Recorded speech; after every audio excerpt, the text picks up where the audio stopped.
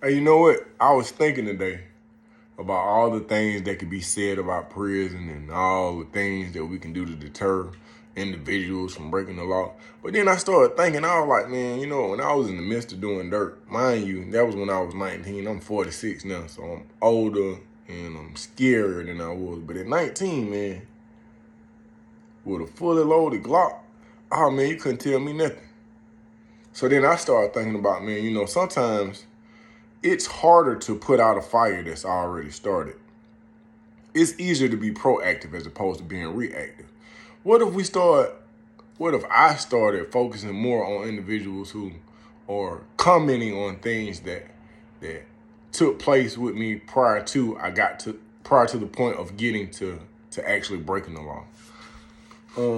So I just started thinking about like school, man, because that's when some of the elements were laid that allowed me to like venture off. Like at one point in time, I played football, basketball, and baseball. I played the violin, the viola, the bass. Like I was active in school. Then I remember when I made it to, was that junior high school? That was high school. I made it to high school. I was going to Cross Keys High School, and I was playing football, and I'm not blaming nobody. But there was a math teacher that was on the back. I want to say Seahawk. I could be wrong. He was a white guy, and I think he used to be an old football coach.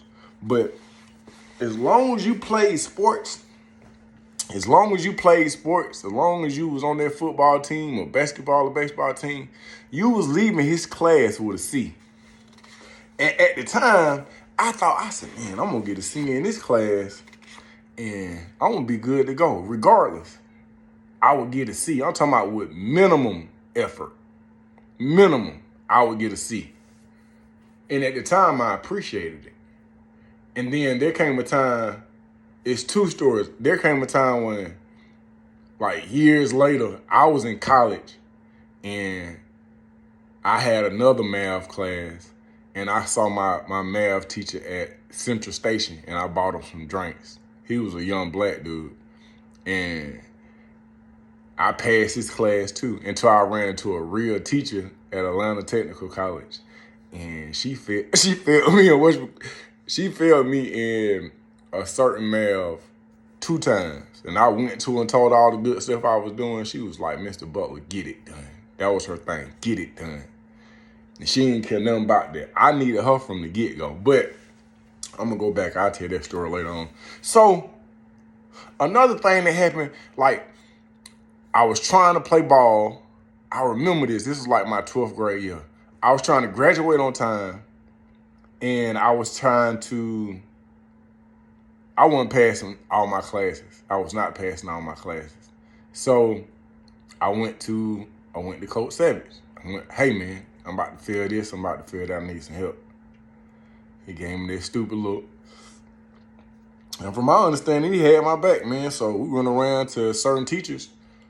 My Spanish teacher, I was like maybe 17 points off from having a decent grade in there. She geeked it up. We went to a bunch of my teachers.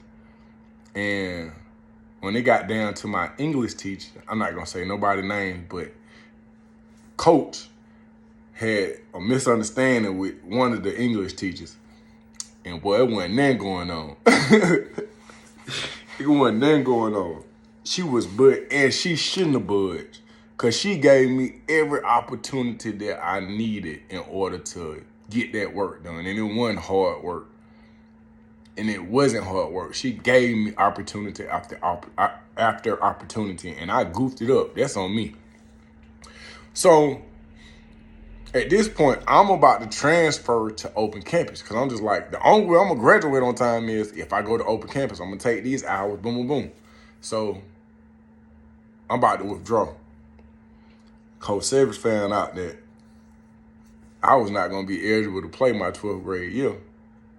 Do you know he went back to them teachers and told them to change my grade back to what it initially was?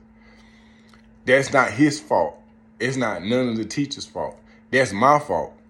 But sometimes when you interacting with kids, man, you gotta show them, you gotta operate from a position of integrity.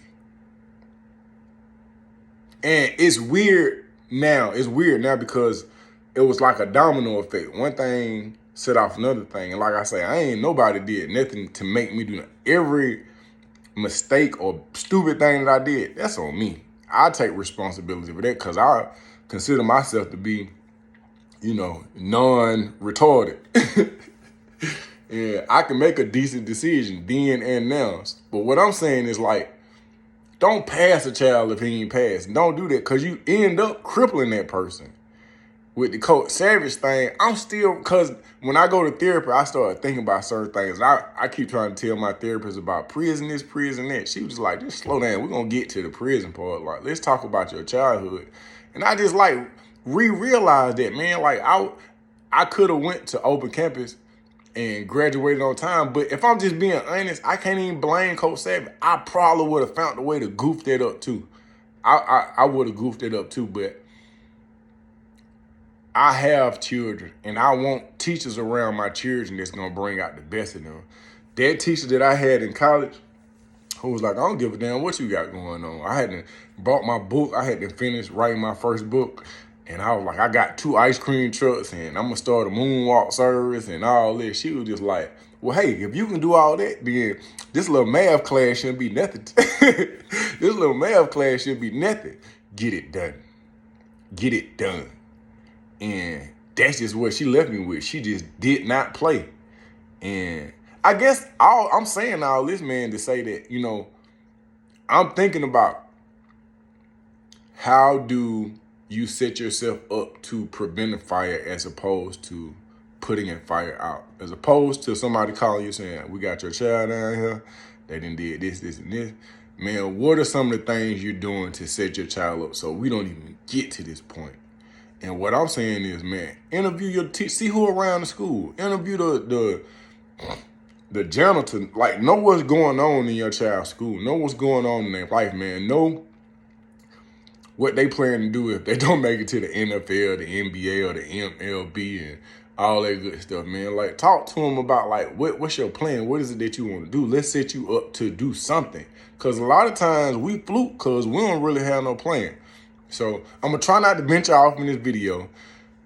My goal was to just simply dive into some of the things that led me to do some of the things that altered my life for a long period of time. And so in order to help others, I dive into my own thing. So y'all be cool.